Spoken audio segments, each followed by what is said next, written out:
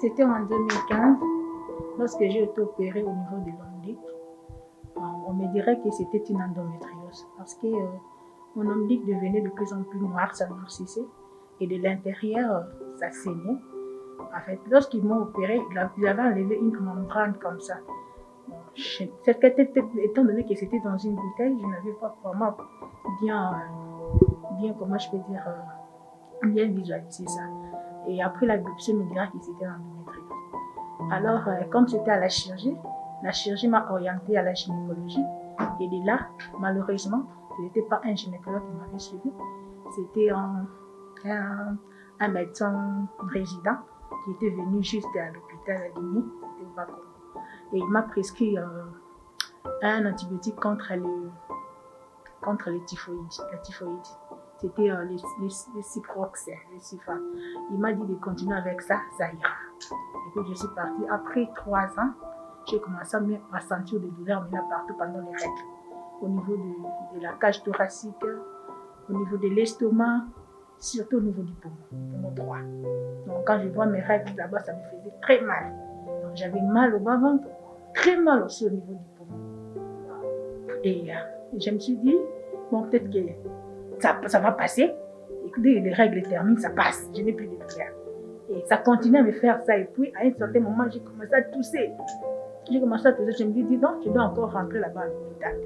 Je suis rentrée, on m'a fait une radio thorax. On a vu que j'avais des liquides au niveau du poumon droit.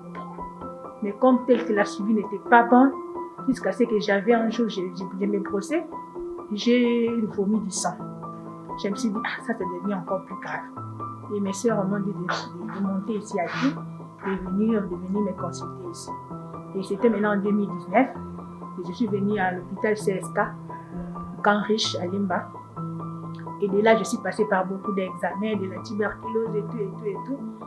Et après, on m'a fait un examen de scanner thoracique et puis scanner abdominal.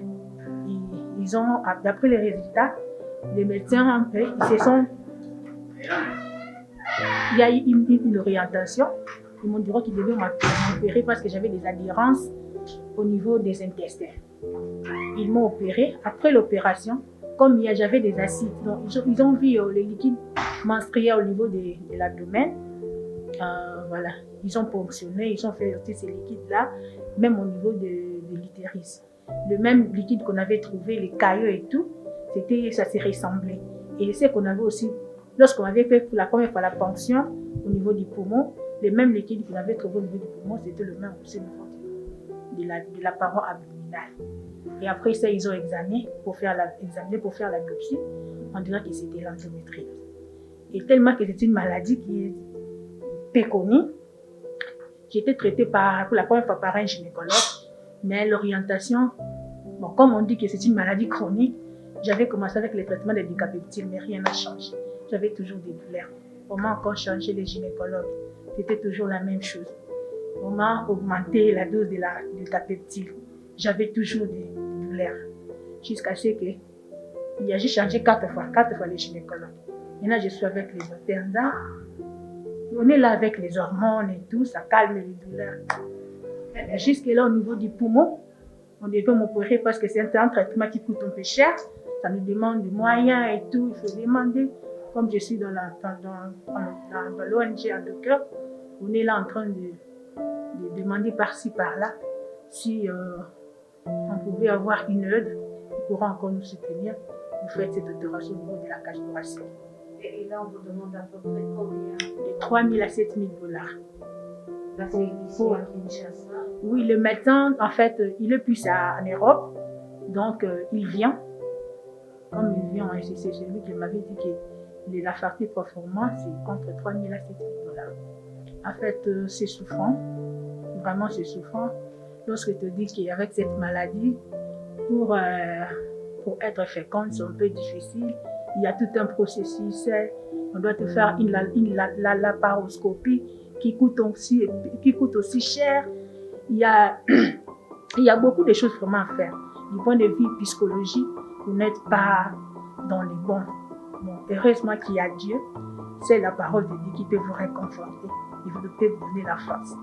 Oui, je me suis décidée d'en parler parce que c'est une maladie qui frappe un peu beaucoup de femmes, même si on dit c'est une femme sur 10, mais il y en a peut-être qui meurent à cause de cette maladie, qui n'ont pas de soutien, qui n'ont même pas un 30 000 francs pour se faire soigner, ou bien pour consulter un gynécologue.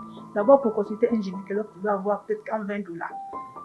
Et si tu n'en as pas, tu crois au moins que tu peux mourir avec. Mais bon, grâce à l'ONG, l'Endocare, que de là, on m'a conseillé, on m'a fortifié par des conseils venant de notre présidente, venant des autres amis du groupe, raison pour laquelle aujourd'hui je viens témoigner. Oui, il y avait quand même des gens qui souffrent de l'endométriose, mais qui ont conçu, qui ont des enfants. Oui, c'était un espoir pour moi. Et voilà, je dirais ceci à toutes les femmes, jeunes filles, maman, Elengue Mwasi, voilà. Même les hommes, ça vous concerne. À ne pas négliger ce qu'on appelle la douleur menstruelle d'une femme. Donc pendant les règles, lorsque vous voyez une femme en train de souffrir, et du jour au lendemain, pendant qu'elle voit toujours ses règles, qu'elle souffre, qu'elle a toujours mal, il faut toujours penser à l'endométriose. Il faut que cette femme-là aille auprès du gynécologue, pas n'importe qui, quel gynécologue, quel médecin, mais un très bon gynécologue pour être bien suivi. Parce que lorsque le diagnostic est découvert tôt, la prise en charge est meilleure.